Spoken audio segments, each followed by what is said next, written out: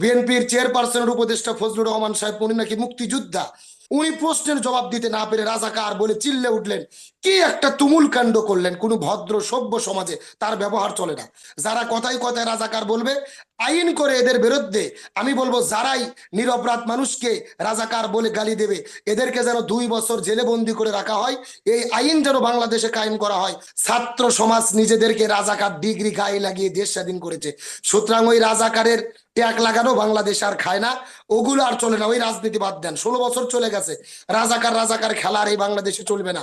এই মুক্তিযুদ্ধ পরিচয় দেওয়া ফজলুর রহমান, আমি মুক্তিযুদ্ধকে সম্মান করি, কিন্তু তার টক শোতে যে ভাষায় সে কথা বলে আর যাকে তাকে রাজাকার বলে গালি দেয়।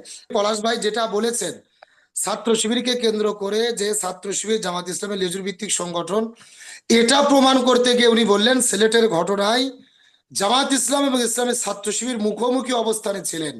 ওনারা